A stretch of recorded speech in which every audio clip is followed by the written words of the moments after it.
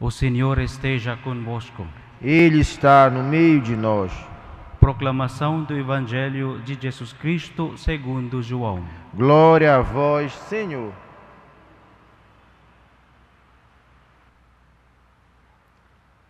Naquele tempo, disse Jesus aos seus discípulos: Tenho ainda muitas coisas a dizer-vos, mas não sois capazes de as compreender agora. Quando, porém, vier o Espírito da Verdade, ele vos conduzirá à plena verdade, pois ele não falará por si mesmo, mas dirá tudo o que tiver ouvido, e até as coisas futuras vos anunciará.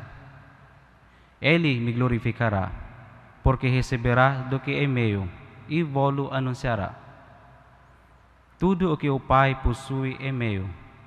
Por isso, disse que o que ele receberá e vos anunciará é meu. Palavra da salvação. Glória a vós, Senhor.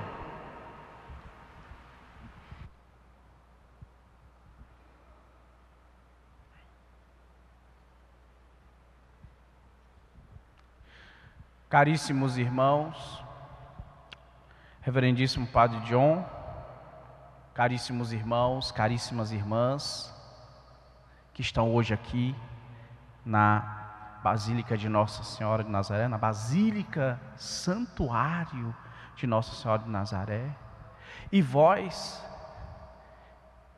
que estáis em casa, nos acompanhando pela TV, nós queremos mais uma vez acolhê-los aqui na casa da Rainha da Amazônia, da Mãe de Deus, da nossa Mãe, a Virgem Santíssima de Nazaré. Hoje nós temos,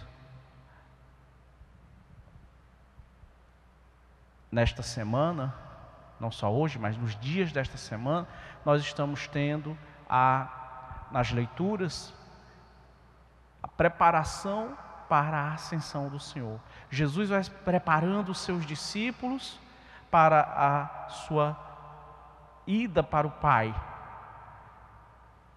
E esta ida é necessária porque o próprio Jesus diz que é preciso que eu vá para que o Espírito venha, para que o Pai mande o Espírito.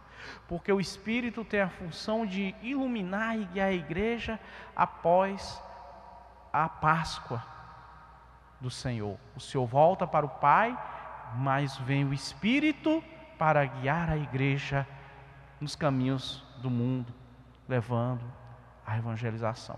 E o Espírito, ele vai iluminar o entendimento dos apóstolos. É uma das funções dele, iluminar o entendimento dos apóstolos para fazê-los compreender, fazer agir. Como agir, como evangelizar. Então o Espírito dá a coragem e o Espírito ilumina os apóstolos na missão da evangelização, como nós vemos hoje em Paulo. Nesse episódio em que Paulo está lá em Atenas, ele caminha por Atenas. Atenas naquela época não era mais um grande centro econômico, político, mas ainda era um importante centro cultural. Havia ainda uma intelectualidade viva ali. Alexandria já tinha ultrapassado e muito Atenas. E Paulo anda ali, talvez se perguntando como é que ele ia evangelizar aquele povo. Uma cultura diferente, uma compreensão do mundo diferente, costumes diferentes. Porque quando ele ia até as colônias judaicas, que estavam espalhadas nas principais cidades do Império Romano, ele já tinha uma vantagem. Qual era a vantagem? Os hebreus, os judeus conheciam, os israelitas conheciam as Escrituras. Eles estavam esperando o Messias.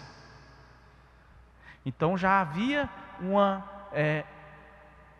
já havia uma base aonde ele podia trabalhar. Ele já tinha essa base onde ele podia trabalhar. Mas e com os gregos?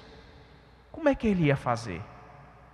E aí ele andando pela cidade, vê os templos, vê a religiosidade daquele povo e encontra um altar no qual está escrito ao Deus desconhecido. Um altar dedicado ao Deus desconhecido. Que segundo os historiadores, os gregos teriam um panteão de 30 mil deuses. 30 mil deuses. E uma característica dos pagãos, que hoje talvez nós ignoremos, mas eles eram extremamente religiosos. E eles cumpriam, viu? As festas, as devoções, as liturgias, os ritos, tudo ali à risca, porque eles tinham duas, como diríamos, instintivamente, eles sabiam que havia um poder maior sobre eles, superior a eles, e que eles deveriam algum tipo de reverência. Eles tinham, nós poderíamos dizer, o senso do divino, o instinto sobre a divindade.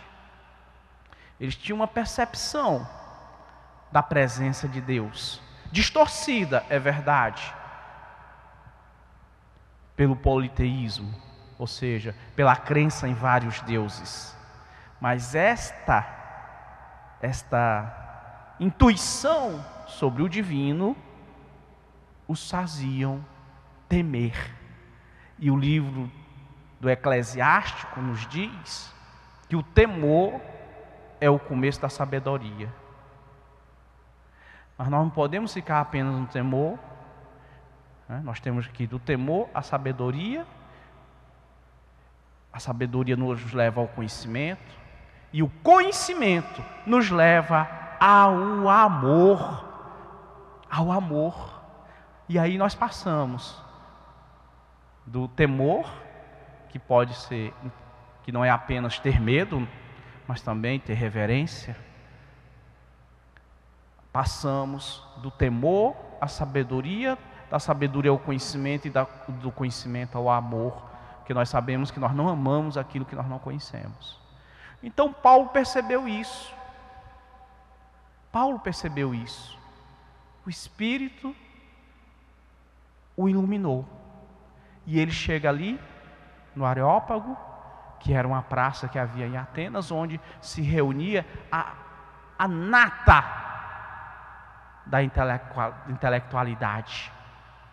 Também o povo ia lá para ouvir as novidades, as novas ideias, os novos conceitos, as novas concepções, os relatos sobre os costumes dos povos, as ideias, tudo eles iam ali em busca de novidades. E Paulo fala para eles, a partir da cultura deles, daquilo que ele percebeu dos costumes daquela gente. E ali, daquela ponte que ele vai criar com aquela população de Atenas, com aqueles homens do Areópago, ele começa a evangelizar. E aí ele inicia a evangelização. Então aqui nós temos uma demonstração prática do que o Espírito Santo faz na igreja. O Espírito Santo nos leva a descobrir como estabelecer um diálogo com o outro que não tem nenhum conhecimento da palavra de Deus, com outro que não tem nenhum conhecimento sobre a pessoa de Jesus, porque os judeus já esperavam o Messias, não reconheceram Jesus como Messias, embora ele seja o Messias, o Cristo, o Senhor e o Salvador, não o aceitaram. Para a segunda vinda, se Deus quiser, hão de reconhecê-lo como Messias, como Cristo, como Salvador. Mas e com os outros povos que não tinham essa expectativa messiânica? Porque os apóstolos foram enviados a várias partes do mundo conhecido de então. Nós sabemos que São Tomé chegou às costas ocidentais da Índia, onde evangelizou. Talvez tenha sido o apóstolo que tenha ido mais longe. Mais longe. Isso sem contar nos outros. Então nós também somos chamados a evangelizar. E muitas vezes nós pensamos tanto na missão adigentes, né, em ser missionários na África, na Ásia, na Oceania, na Austrália, na Nova Zelândia, na Groenlândia. Mas será que nós estamos sendo missionários na nossa casa? Será que nós estamos conseguindo dentro de casa e na nossa vizinhança construir esse diálogo que leva à evangelização? Nós temos que fazer como Paulo, que certamente pediu as luzes do Espírito Santo. E Jesus manda para nós o Espírito Santo para justamente iluminar a ação da igreja. Aonde nós humanamente não vemos saída, o Espírito vem, ilumina e nos mostra. Então, meus irmãos e minhas irmãs, nós também temos que nos abrir à ação do Espírito Santo. Nós temos que ter a humildade. Senhor, como é que eu vou evangelizar a minha família? Senhor, como é que eu vou falar de vós? Como é que eu vou levar a vossa luz para os que estão nas trevas? Como é que eu vou me aproximar de tais pessoas em tais circunstâncias? Temos que pedir o Espírito, porque o Espírito vai iluminando e vai nos mostrando a saída, onde nós, com a falta de fé, com o desespero, com a fraqueza humana, não vemos a solução. O Espírito vai lá e nos mostra, nos envia, até outra pessoa que nos ajuda a encontrar a saída. Por isso que tem uma musiquinha que canta, não é? Para o homem de fé, Deus abre os caminhos. Então, meus irmãos e minhas irmãs, Paulo, que era um homem de fé, viu os caminhos sendo abertos. Ele converteu a todos lá no Areópago? Não. Mas ali ele já conseguiu estabelecer contato com alguns, e estes alguns formaram um núcleo da comunidade cristã e começaram a evangelização. Porque a evangelização começa assim também, viu? Do pouco. Não começa do muito. O Espírito, ele sopra suavemente, né? Quase imperceptível. Mas essa brisa suave já põe em movimento toda a ação. E vai colocando, vai colocando, vai colocando.